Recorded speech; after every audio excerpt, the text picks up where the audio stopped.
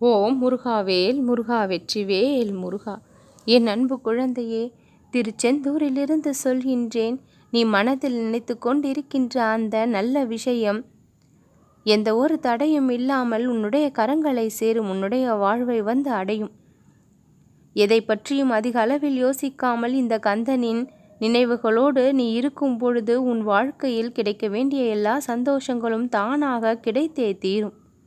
உன்னுடைய வேண்டுதல்களை என் முன் வைத்து இத்தனை நாள் காத்திருந்து சலிப்பாகி விட்டாயா? இனி எந்த ஒரு வேண்டுதலையும் வைப்பதாக இல்லை என்று மனதிற்குள் நினைக்கின்றாயா? அந்த நினைவுகளை எல்லாம் விட்டுவிடு. சலிப்படைய தேவையில்லை. நீ சிரிப்பதற்கான நேரம் வந்து விட்டது. நீ விரும்பாத விஷயங்கள் எல்லாம் உன் வாழ்க்கையில் நடந்து உன்னை கதிகலங்க வைத்தது.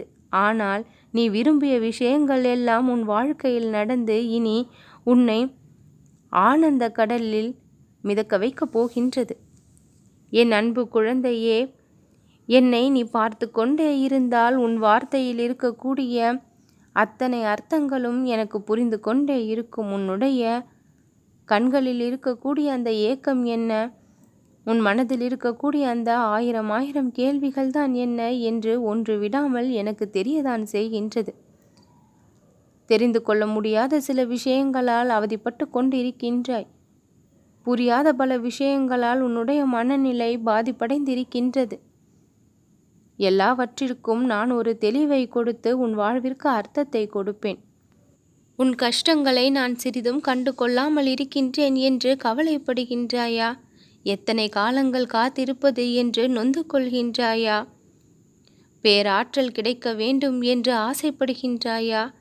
என் அன்பு குழந்தையே, உன்னுடைய வாழ்க்கையை என்னிடத்தில் ஒப்படைத்து விட்டு நீ சற்று அமைதியாக இரு.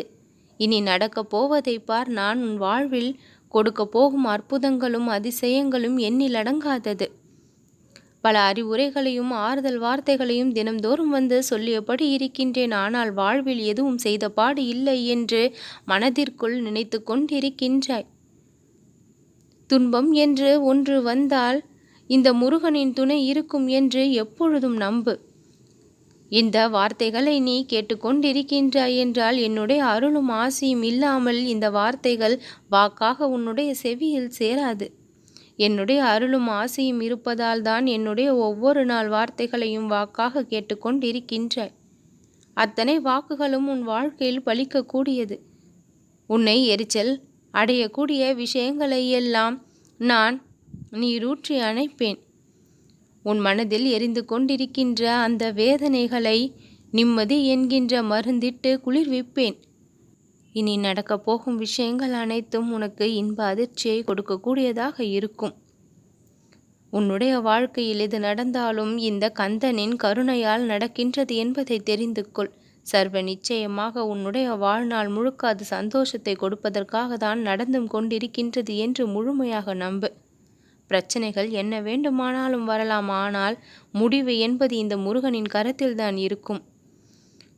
நீ கடந்து வந்த பாதை கடினமாக இருக்கின்றது, ஆனால் அதில் பெற்றுக்கொண்ட அனுபவம் என்பது உனக்கு சுகத்தை அளிக்கக்கூடியது, உன்னுடைய வாழ்விற்கு நலனை கொடுக்கக்கூடியது. உன்னை நான் கலங்க வைக்க மாட்டேன், கைவிடாமல் காப்பேன். நல்லதே நடக்கும்.